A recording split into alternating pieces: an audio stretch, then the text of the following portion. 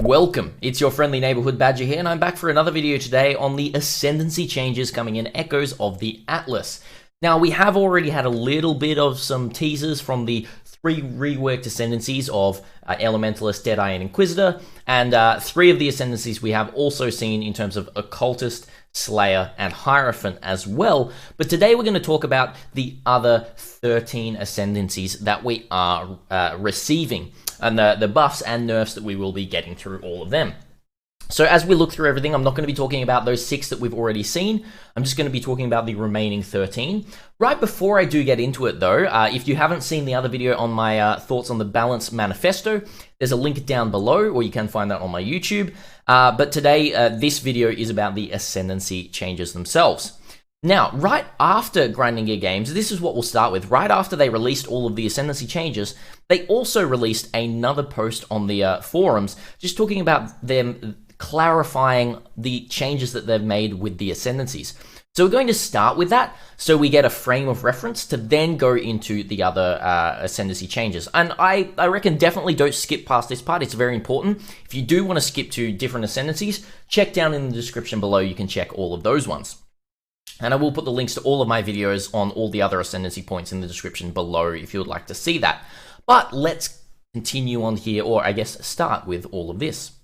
So earlier today, Grinding Gear Games revealed the changes to all 19 Ascendancy classes in the Echoes of the Atlas. They've seen a lot of early feedback about these changes and wanted to address it. I haven't seen a bunch of feedback on this, maybe through Reddit or something like that there has been, but this is still a really good post to have a look at.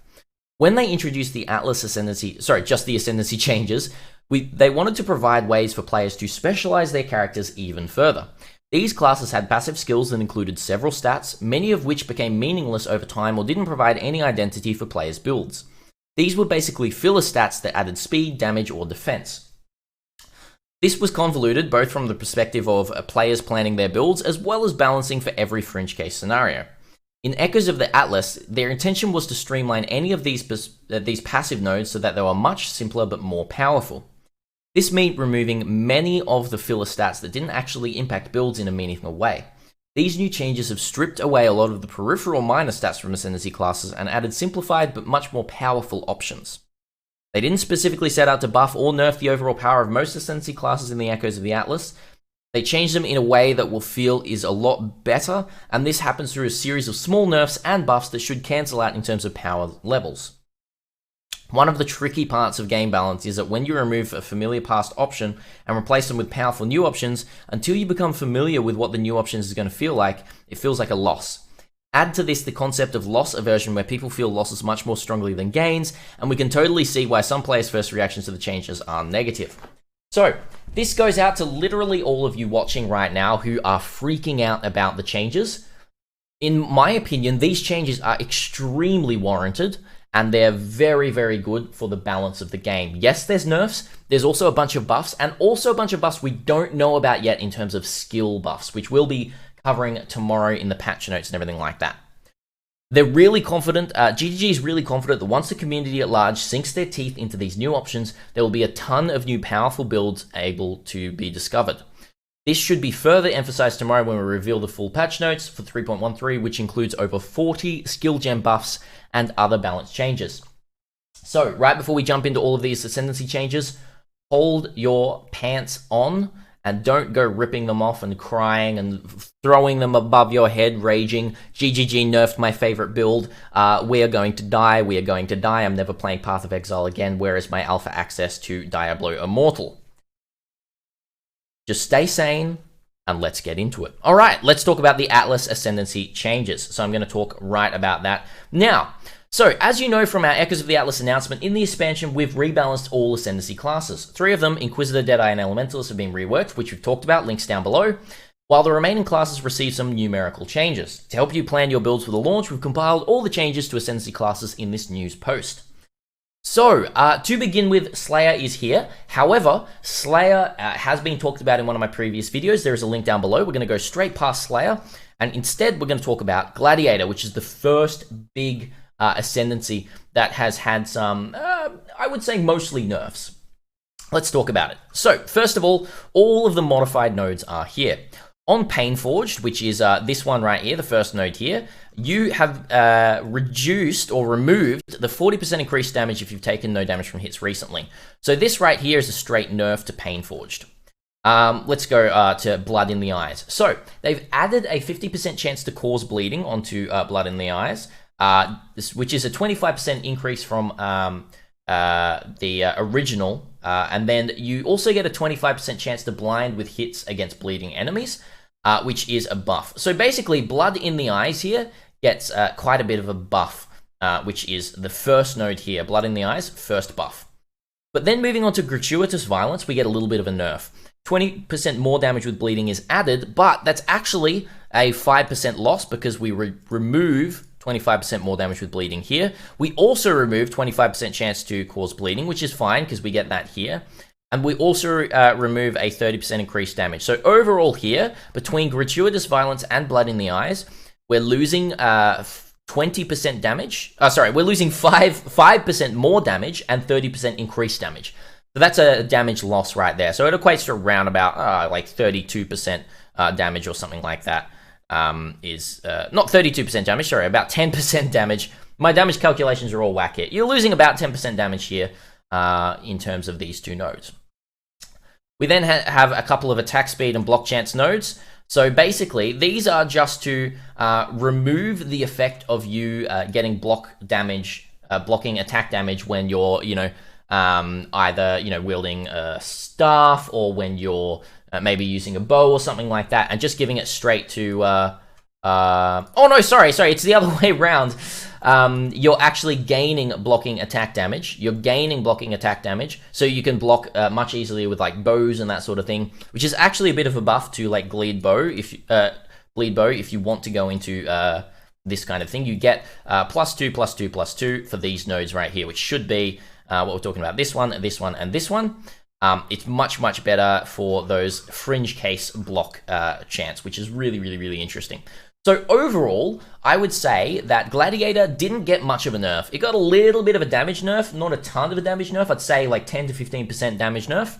But you're also gaining the block chance from some really interesting stuff coming through with chances to, with Bleed Bow or something like that. What I would do with Bleed Bow is go into Blood in the Eyes, Gratuitous Violence, and now go into Painforged and Versatile Combatant, and go into some pretty nice block. And you can get some other block chances with bows, such as the Broadhead Quiver, which is pretty nice if you're wanting a really solid defensive Gladiator. It's super nice. So those are my Gladiator thoughts. I think it's totally fine. Gladiator is still super strong. There's not much that has happened here. You can still definitely play your Gladiator builds. Moving on to Champion. Champion, we receive a little bit more nerfs. So let's talk about the Champion.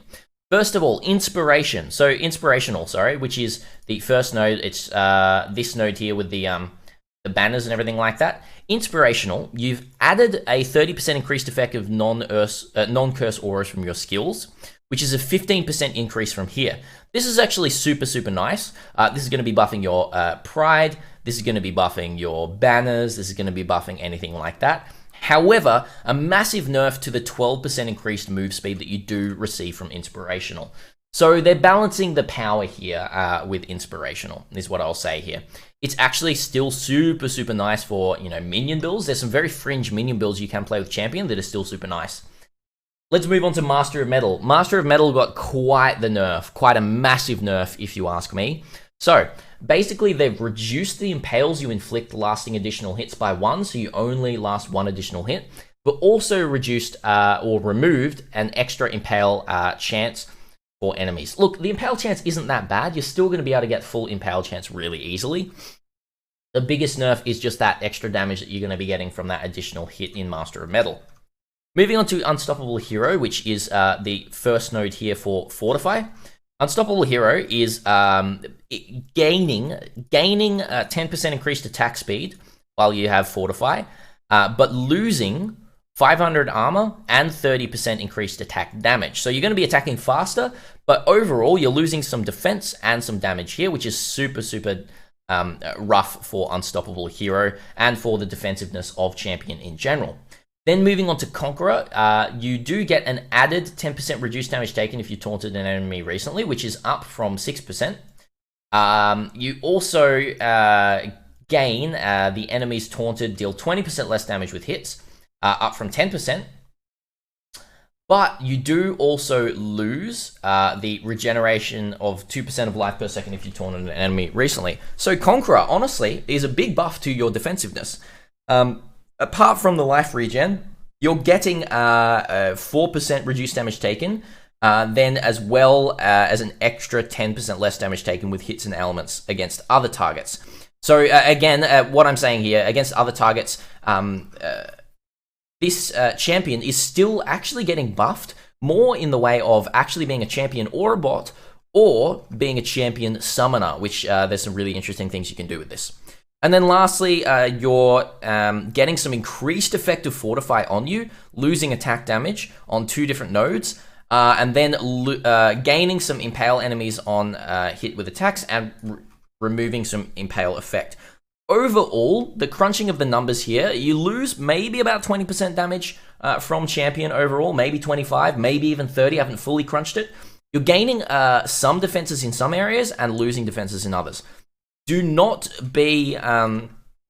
sleep on this increased effective fortify.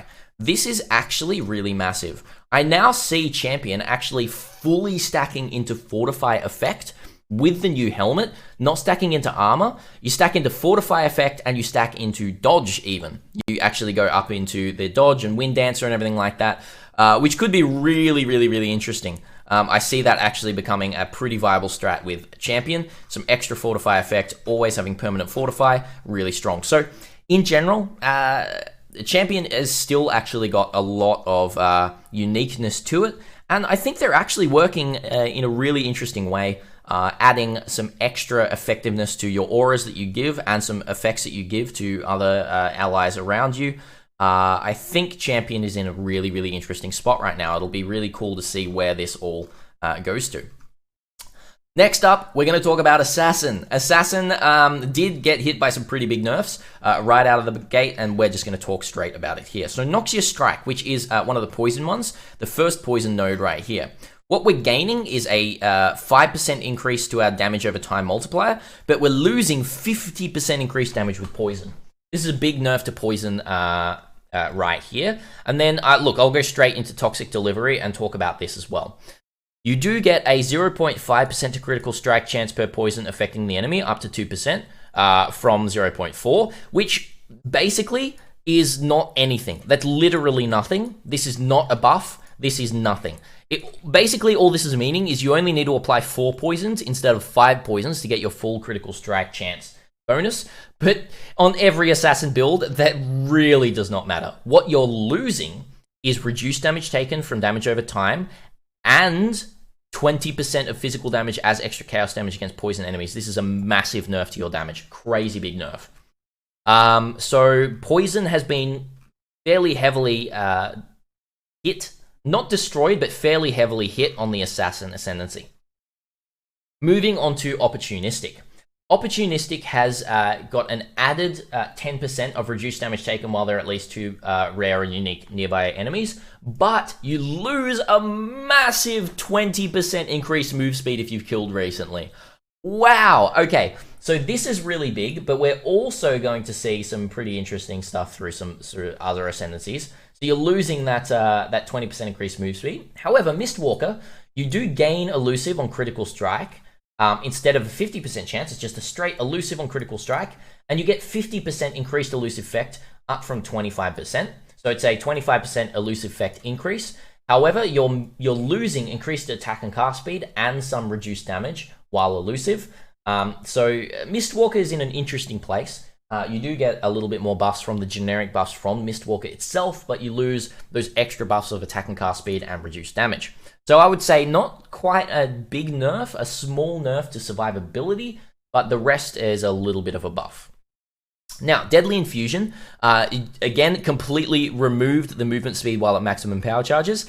Opportunistic and Deadly Infusion together, you're losing 30% movement speed, which is just bonkers, absolutely insane. Assassin is no longer a zoom class, unfortunately, which is really interesting. And then to finish off, we're getting 5% increased power charge duration. This is nothing. We do lose 10% increased damage over time from this small notable. Once again, 5% damage over time we lose from this one. We lose 4% move speed and gain 10% increased elusive effect here. And then this one here, another 5% increase of power charge duration. So overall, Assassin has been hit with some really big nerfs. Assassin, once again, it's still going to be strong. It's still very strong as a crit build, but not as strong as a poison build. But overall, the effective power of Assassin has been nerfed. All right, let's move on to Saboteur. Saboteur is really interesting here as well. There's been some interesting things to come through for traps and mines. So, Born in the Shadows, which is this node down here, which is a very good node, you do add blinded enemies on hit, up from 25% chance to blind enemies on hit. However, on mines, this is not a buff at all. This is just nothing, and you lose 30% damage with hits and elements against blinded enemies. So you're just losing some damage straight here and no buffs, basically. Because with mines, you're hitting 4 times so quickly that this is effectively always blinding enemies on hit. We then move to Explosive Experts. We get 40 critical strike multiplier against burning enemies, up from 30. So it's a 10% crit strike multiplier buff. However, you lose 30% increased area of effect and 8% reduced area damage taken from hits. So we're already starting to see that, in general, all of these nerfs coming through for the Ascendancies are to do with our survivability. What I really assume GGG is wanting for us to experience in the new league is some crazy big deaths. Hardcore is going to be crazy insane in the next league. I honestly think it's going to be one of the deadliest leagues. Anyway, moving forward, we'll continue to see that. We're then looking at Pyromaniac. Basically, Pyromaniac has a buff in terms of our life per second when mine and traps are triggered. However, a big removal of the reduced mana cost of skills that throw traps and mana reservation of skills that throw mines. I think this is actually a huge nerf, more than we actually realize. Pyromaniac got some big nerfs, but some interesting nerfs to the sustain of Saboteur, which is pretty cool. Now, Perfect Crime, you do get an additional 10% increased damage for each trap, which is pretty interesting, up from 8%. So 2% more damage for each trap. You do get 25% for traps to trigger an additional time, up from 20%, so 5% increase. And you get 25% reduced mana cost of skills that throw traps. So this right here has been moved to Perfect Crime for traps. But you also lose, what else do you lose? The cooldown recovery rate for throwing traps, which is really interesting.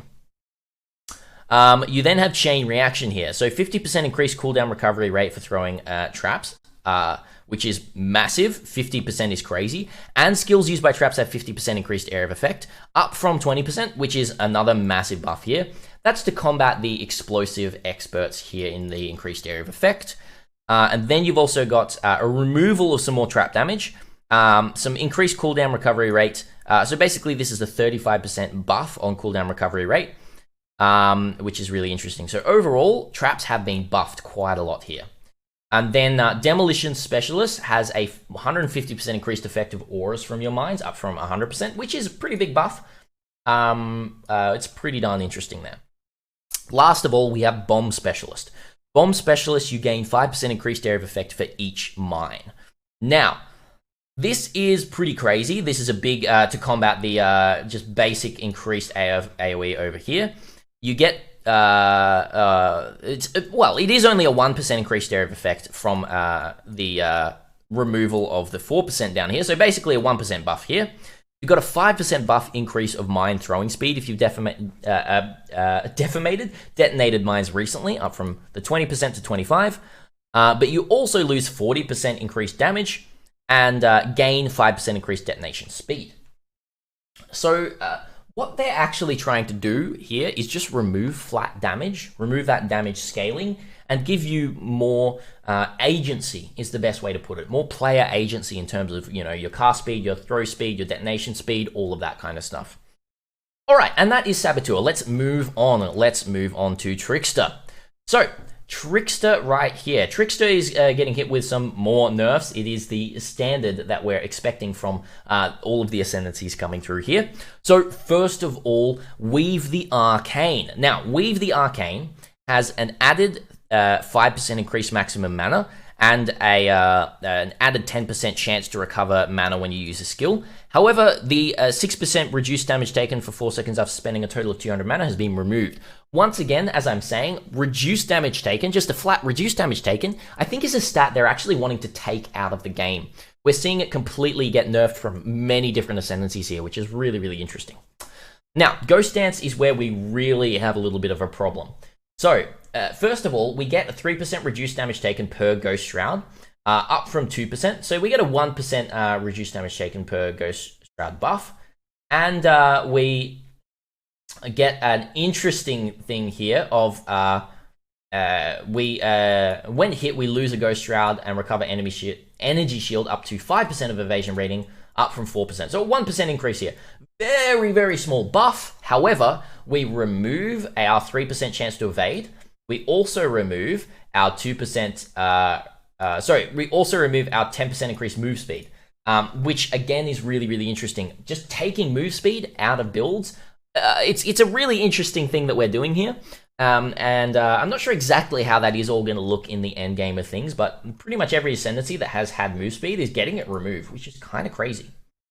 So, Escape Artist is then also losing 1% increased attack and cast speed per Ghost Shroud, and losing 10% chance to dodge spell hits if you have Energy Shield. Another massive defensive and offensive nerf here to Escape Artist.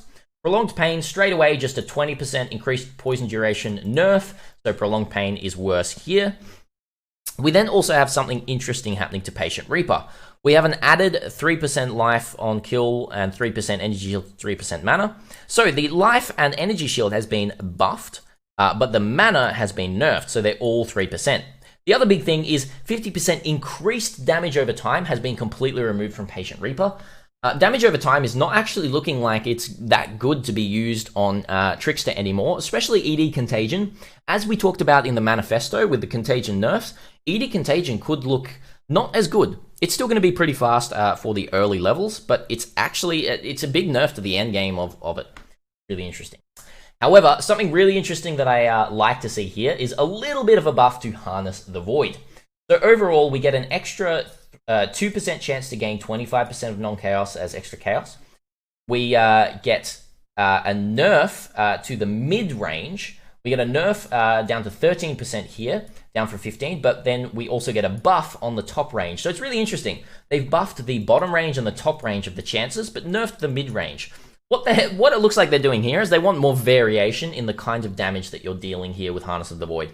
I haven't crunched the numbers. I don't know exactly what this is looking like, but it's probably like maybe a 5% more multiplier or something like that in the end game. That's just totally spitballing off the top of my head. Lastly, we've got a couple of small notables here. Increased damage right here is added, and increased damage over time is removed. We've then just got like an increase to the Frenzy Charge and Power Charge generation. I don't know why they're even bothering with this.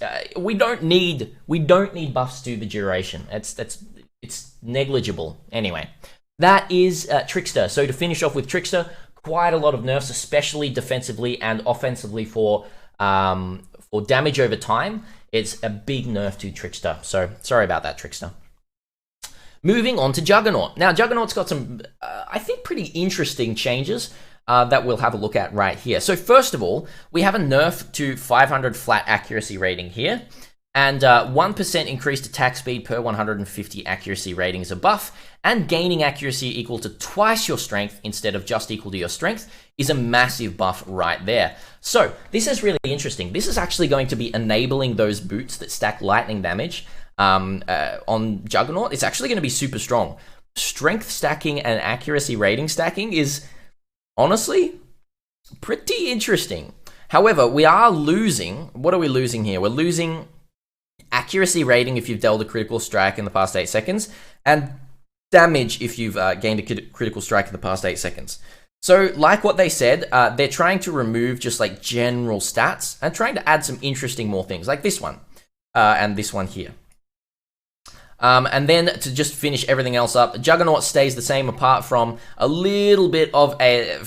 I don't know why this has been reduced. I think they're just trying to balance everything to be 15% increased charge generation, down from 18%. Same here. And then we're adding 5% of life, 0.5% of life regenerated per second, and removing stun duration on enemies. Not sure exactly why they would do that, but oh well. That's a very short Juggernaut. Honestly, Juggernaut gets buffs here. I really, really enjoy that. I think Juggernaut's going to be really, really interesting with some strength and dexterity stacking, or strength and accuracy stacking through this Ascendancy here. Alright, let's move on to Berserker. Berserker is also very interesting. It gets some pretty interesting buffs through here. First of all, we've got Pain Reaver. 30% increased attack speed if you've been hit recently, up from 25%, so a 5% increased attack speed buff right here. Brave the Slaughter, which is this node right here, gets an added 10 to maximum rage, another really, really nice buff. Blitz also gets a buff of 2% reduced critical strike chance per Blitz charge is gone. So we've gone from 10% to 8%, which is a buff.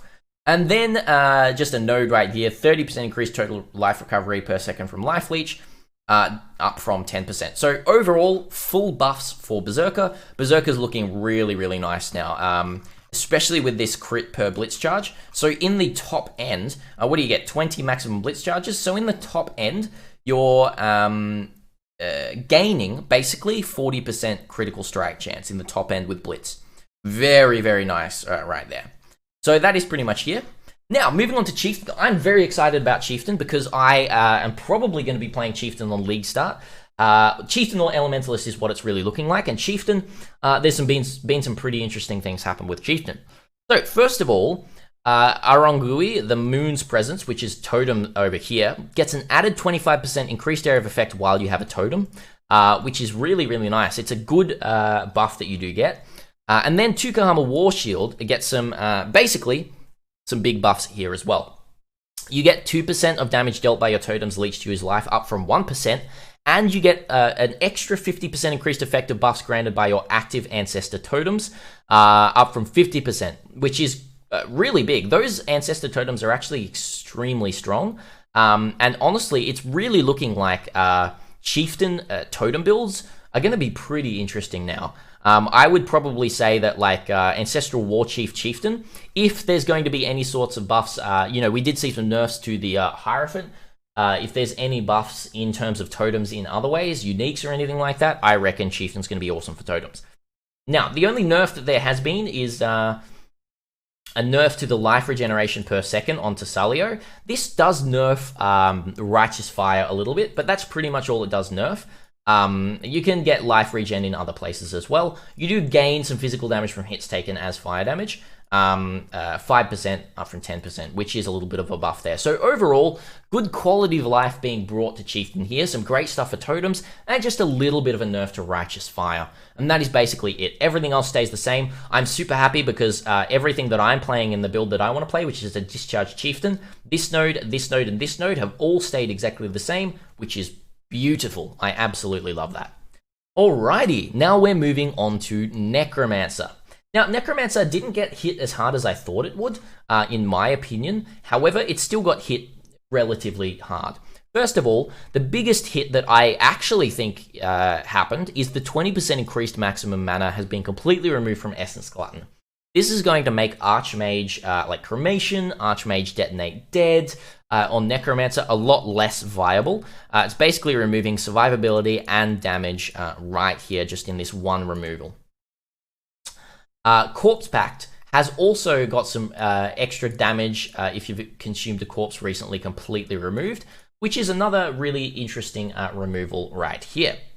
Then moving on to Mistress of Sacrifice, we get a 10% increased skill effect duration buff, but lose a 30% increased minion duration. This is a nerf to Summon Raging Spirits, of all things, which is really, really interesting. I'm not sure why they did that, but yeah. And then overall, for all of the big passives, it's actually a massive nerf to all of the increased damage of minions. It's a 5% nerf in all of these nodes. Boom, boom, boom, boom, boom, boom, boom, boom, boom, boom, boom. 5% increased damage nerf on, how many nodes is that? 1, 2, 3, 4, 5, 6, 7, 8 different nodes. So if you're taking all of those nodes, that's a whopping 40% increased damage nerf across the board. So a little bit of nerfs to Necromancer. The main thing is they don't actually want you playing Archmage on Necromancer, which honestly does make sense. And then just, once again, this kind of increased damage stuff that we do see, they're just trying to really reduce it. Alright, so I'm not going to talk about Occultist. Occultist was one of the ones that we have talked about in a previous video, link down below. And that is a video with Slayer, Occultist, and Hierophant in it. You can check that video down below. I'm going to skip right past here, but basically, Occultist got some really nice buffs.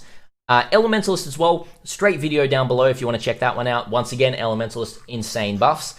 Deadeye, once again, down below, you can check that one. Then we're moving on to Raider. Here we go. We got some really nice Raider Ascendancy areas here. So, it has been added to Rapid Assault that you get 50% increased Onslaught effect and just flat Onslaught. You choose this node, you always have Onslaught. So this is the first node right here. Oh, sorry, the first node right here in Rapid Assault. It's super, super nice. We reduce the attack damage and the chance to evade attack hits, but you get the 50% increased Onslaught effect, which is kind of crazy right there. Kind of crazy.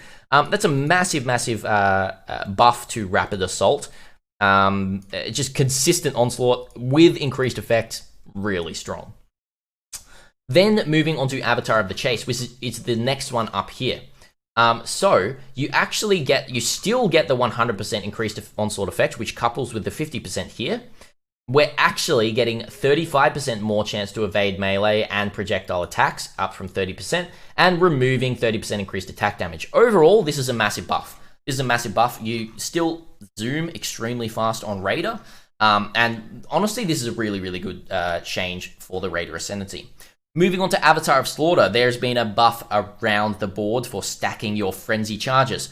We get a 2% buff to evasion rating, we get a 1% buff to move speed, a 1% buff to attack speed, and a 2% buff to attack damage per frenzy charge. So overall, stacking your frenzy charges is a massive buff, and it's really, really good to go for that. Way of the Poacher, which is the first node right here, you do lose 10% increased attack speed, but that is gained basically gained if you have 10 frenzy charges right here. So you're stacking frenzy charges, there's no nerf happening right here. Then Quartz Infusion here, which is this node right here, the first one on the Elemental. You do gain 15% chance to dodge attack and dodge spell hits right here, which is a buff from the dodging attack hits here and getting some spell hits. And then you just get flat phasing as well. So what they're trying to do is just basically give flat phasing, flat onslaught to the Ascendancy of Raider. I've always been a little bit confused as to why this node used to grant phasing while at max frenzy charges and phasing during onslaught. It was a really, really interesting thing, or strange thing that they were doing with it. But this is basically great. The only thing that you lose is the 40% increased elemental damage to begin with Quartz Infusion. Let's have a look at Avatar of Fire, Avatar of the Veil, and see if anything changes here.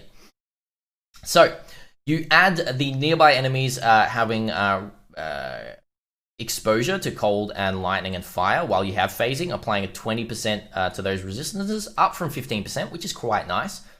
And you're also gaining an extra 5% less accuracy rating on nearby enemies while you have phasing. However, you are losing 10% chance to dodge spell hits and 10% move speed while phasing, which is really interesting. So honestly, these two nodes here, the Quartz Infusion and Avatar of Veil, are actually, they're not great. Raider is not a good ascendancy to choose for flat elemental buffs anymore, which is really, really interesting. And then lastly, we've just got a little bit of Frenzy Charge duration. As I was saying before, they're balancing all of the duration on charges to 15%. Just everything's getting balanced to 15% flat. Then moving on to Pathfinder. Now, Pathfinder is really interesting as well here. Pathfinder has a couple of very interesting changes. So first of all, we have our poisons inflicting having a 30% chance to deal 100% more damage, down from 40%. So that's a nerf right there. That's a 10% nerf to poison damage. And the killing poison enemies during flask effect nearby enemies are poisoned is added to Master Toxicist, which I think means it gets removed from Nature's Reprisal. So, which is really interesting. So this is basically the poison one right here. We then remove physical damage as extra chaos. physical damage converted to chaos, more damage with chaos attack, and losing virulence slower. Massive nerf to Master Toxicist right here. But then we actually move to Veteran Bowyer, and we gain a 15% of physical damage as extra damage of a random element above the 10% right there. So a little bit of buff there, but a big nerf to the Master Toxicist. Then moving to Nature's Reprisal. So right here, we do get a little bit of a buff, actually. We get the conversion, the 40% of physical damage converted to chaos damage, coupled with the changes that we talked to, it was Venom Gaia, was it? Was it Venom Gaia? I can't actually quite remember. It got buffed from 50% to 60%. Of conversion. This is full conversion for that skill right there. And then more chaos damage with attack skills got moved from Master Toxicist, and actually a bit of a buff here and put into here. Then chaos skills having 30% increased area of effect is pretty massive. A pretty massive nerf is what I should say from the 50% here. We lose 30% increased chaos damage, and as I said, the move of the poison proliferation from Nature's Reprisal to Master Toxicist happened right about here. Then to end, we've got recovering 6% of life when you use a flask, which is pretty massive on Master Surgeon, must I say, and removing the increased life recovery from flasks. This actually means you get instant life recovery instead of increased life recovery, which is super, super awesome. And lastly, we add poison duration and remove chaos damage right there, which is pretty crazy. So overall, quite a few changes to Pathfinder. I don't think anything's really happened apart from a bit of a nerf to chaos damage. Still, Flask Finder is extremely powerful. Now, Inquisitor, we've already talked about Inquisitor. Down below, there is a full video on Inquisitor. I'm going to skip past Inquisitor. Hierophant as well is a video down below, so we're going to skip past Hierophant, but we can talk about Guardian. What has happened to Guardian? So first of all, Guardian on Unwavering Crusade has had a little bit of a buff in terms of attack and cast speed and move speed to nearby allies, but complete removal of the 30% increased damage. Then in Time of Need, we actually get a massive buff of reduced effective curses on you from 25% to 80%, which is really, really, really strong. So reduced effect of curses isn't immunity. So if you get 100% reduced effective curses, you're not immune to curses. You can still have curses on you and gain buffs from certain items that give stuff when you have curses on you, but you don't get affected at all by those curses, which is really, really, really interesting. And then every 4 seconds, you regenerate 30% of your life over 1 second, up from 5 seconds, which is actually a massive, massive buff. But every 5 seconds here, you remove curses and elemental ailments from you, which is really, really interesting. It's a nerf to the elemental ailments, but actually, I would say it's a buff to removing the curses, because you actually sometimes want curses on you for certain buffs that you do get from curses. And then lastly, Harmony of Purpose gets a 10% increase on gaining a Power Frenzy or Endurance Charge on hit. And then the last little notable here gives, as I said, basically increasing everything across the board of charge generation to 15%. So a little bit of a nerf there, but it doesn't really matter at all. That is Guardian. So basically, a couple of buffs, couple of nerfs for Guardian. It's still super strong. Honestly, flavor has not changed on Guardian at all, but you do get a little bit more ability to be able to increase your curses on yourself and then actually get buffs from them if you do need to. All right, we're finishing off with the Ascendant. Now, this is closing in on a 40-minute video. I've been talking for way too long, so we're just going to zip through this. However, Ascendant has some pretty insane buffs right here. Or nerfs as well. Buffs and nerfs. So, overall, Trickster has been nerfed with a power charge on kill. Buffed with power charge on kill. Buffed with increased recovery rate of life. And buffed with the extra chaos damage. You lose the mana regeneration. So, overall, Trickster is a buff. Elementalist is exposure. You get some extra exposure, applying a -20 to effective resistance. And then you're removing the penetration and the increased effect. I actually think this is a buff, but a reduce of the Herald buffs on you, which I don't think is something people would usually take for Elementalist. So overall, first of all, we've got buff Trickster. I would say buff Elementalist. Let's have a look at Raider. We do get a 10% chance to dodge attack hits, up from 4%, and we get phasing, but we remove increased attack damage. Honestly, that is a buff to me right there. Pathfinder, you recover 4% of life when you use a flask. That's a buff. Penetration, we lose a little bit of damage on the Pathfinder, but we gain some pretty interesting survivability here. So I would say buff and nerf, so kind of half-half right here. Guardian is a big buff. You get that extra second of cooldown on the regeneration of life over 1 second. That's a buff. Deadeye, you get increased effective marks, which is very strong, and you get Tailwind very easily.